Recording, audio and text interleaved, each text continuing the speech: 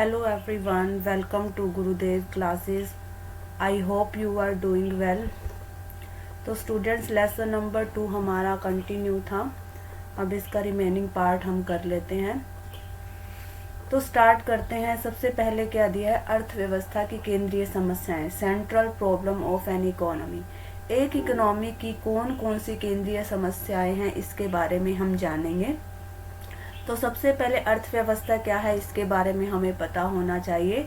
अर्थव्यवस्था से अभिप्राय उस प्रणाली से है जिसके द्वारा मनुष्य अपनी आजीविका कमाते हैं और आवश्यकताओं की संतुष्टि करते हैं.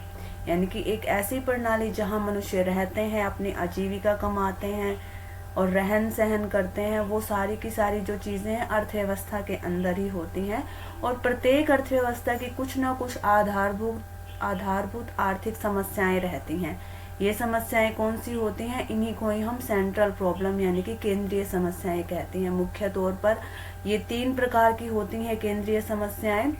कौन कौन सी हैं ये समस्याएं? ये जो समस्याएं हैं, साधनों के आवंटन की समस्या होती है.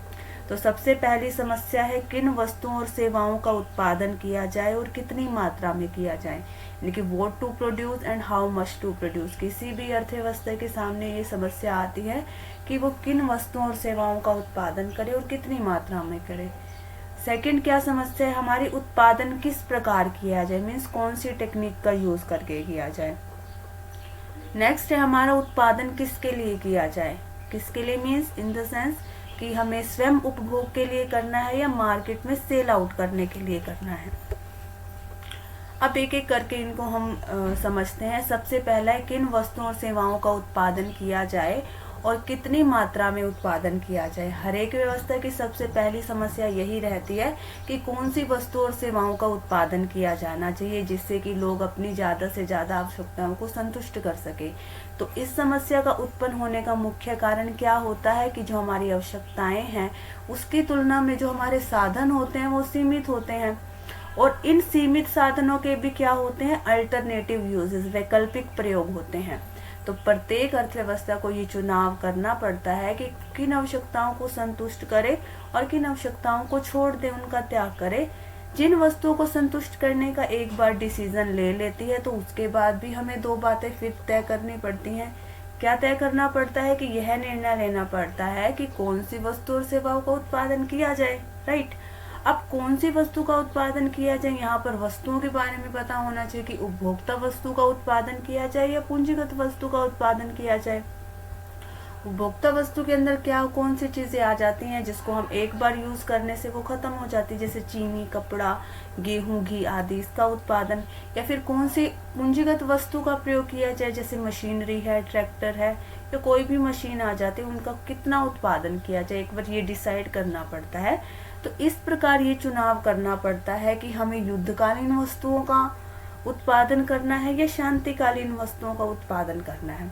तो जब एक बार यह डिसीजन लिया जाता है कि किन वस्तुओं का उत्पादन करना है तो उसके बाद हमें ये भी तय करना पड़ता है कि किन वस्तुओं का उत्पादन, इन वस्तुओं का उत्पादन कितनी कितनी मात्रा में करना है.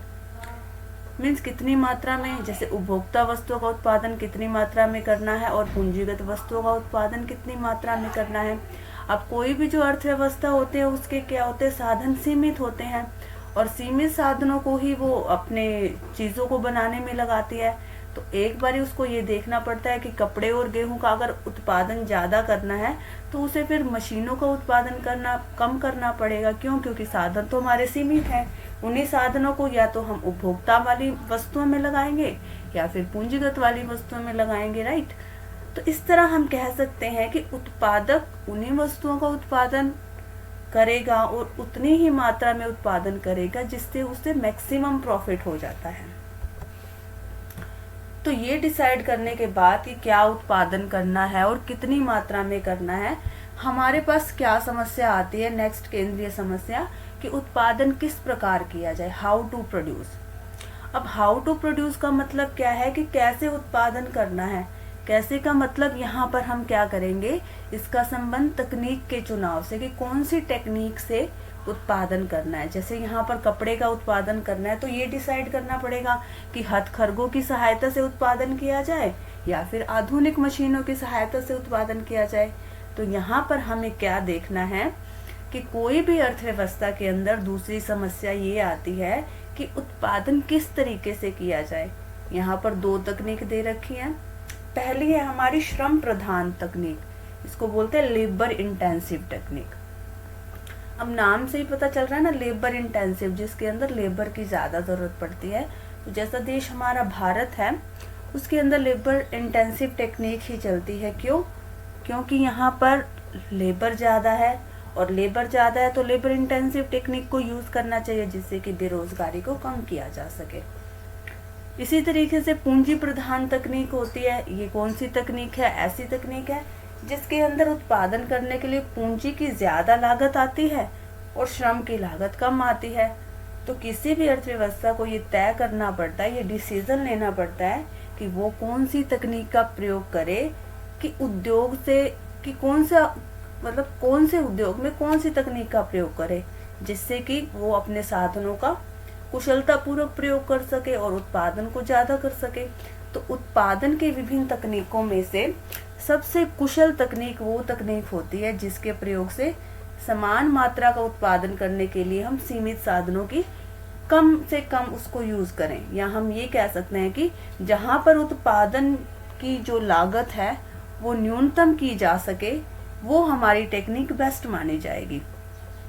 तो किसी भी अर्थव्यवस्था में उत्पादन की कौन सी तकनीक अपनाई जाएगी, ये साधनों की उपलब्धता पर और उनके मूल्यों के ऊपर ही निर्भर करता है। उसके बाद करते हैं हम तीसरी समस्या की। अब तीसरी केंद्रीय समस्या क्या है कि उत्पादन किसके लिए किया जाए, फॉर होम टू प्रोड्यूस। एक अर्थव्यवस्था को ये निर्धारित करना पड़ता है कि उत्पादन किसके लिए किया जाए। वास्तव में उत्पादन या तो स्वयं उपभोग के लिए किया जाएगा या फिर बाजार में विनिमय करने के लिए किया जाएगा। तो इस समस्या का संबंध अगर हम देखें तो उत्पादन के बंटवारे से रिलेटेड है या उत्पादन के वितरण से संबंधित है। तो इसके दो पहलू हैं हमारे, एक है व्यक्तिगत वितरण और दूसरा है हमारा कार्यात्मक वितरण।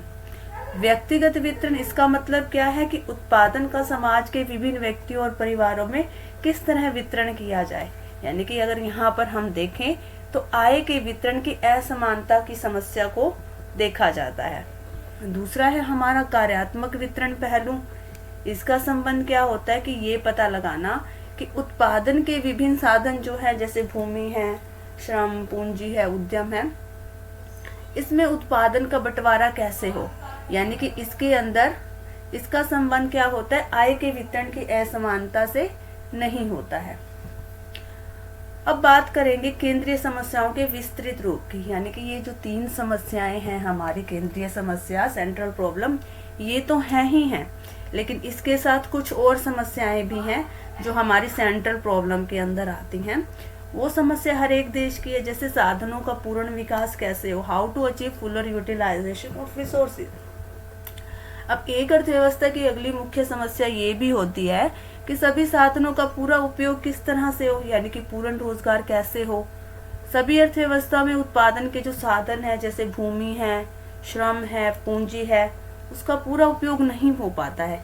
इसलिए कुछ कारणों से फैक्ट्रियां बंद पड़ी रहती हैं, मजदूर बेरोजगार रह जाते हैं, जो हमारी भूमि है उसका पूरा उपयोग नहीं हो पाता है। परंतु प्रत्येक अर्थव्यवस्था में उत्पादन के जो साधन होते हैं वो तो सीमित ही होते हैं, और इसलिए सीमित साधनों का उपयोग ना करना या उनका कम उपयोग करने से अर्थव्यवस्था को हानि होती है, क्योंकि कुछ साधन हमारे खाली रह जाते हैं।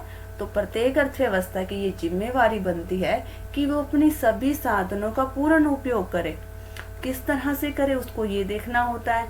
कोई भी साधन बिना उपयोग के ना रहे और ना ही उनका उपयोग कम हो। तो प्रत्येक अर्थव्यवस्था अनैच्छिक एवं अनेक प्रकार की बेरोजगारी को दूर करने का प्रयास करती है। एक अर्थव्यवस्था को ये भी ध्यान में रखना पड़ता है कि पूर्ण रोजगार की स्थिति में कीमत स्थिरता बनी रहनी चाहिए, यानी कि प्राइसेस में ज्यादा अप्स नहीं आने चाहिए, डाउन्स नहीं आने चाहिए, स्टेबल बनी रहनी चाहिए। इसके अलावा और हमारी केंद्रीय समस्या क्या हो सकती है कि साधनों का विकास कैसे हो, how to achieve growth of resources. यानी कि कोई भी देश अपना स्टिल एक जगह पर रहना नहीं चाहता, वो हमेशा विकास करना चाहता है, आगे बढ़ना चाहता है उत्पादन के क्षेत्र में। तो प्रत्येक अर्थव्यवस्था की एक अन्य समस्या भी है कि उत्पादन के स्तर में वृद्धि करना चाहता है। इस समस्या को ही आर्थिक विकास की समस्या भी कहा जाता है। यानी आर्थिक विकास का मतलब क्या है कि प्रति व्यक्ति वास्तविक आय में निरंतर वृद्धि होती रहनी चाहिए। तो प्रत्येक अर्थव्यवस्था के सामने यही समस्या रहती है कि वो अपनी उत्पादन क्षमता को कैसे बढ़ाए जिससे कि उसको अधिकतम उत्पादन मिल सके। और एक अर्थव्यवस्था अपनी तकनीकी प्रगति भी करना चाहती है, यानी कि न्यू टेक्नोलॉजीज आनी चाहिए।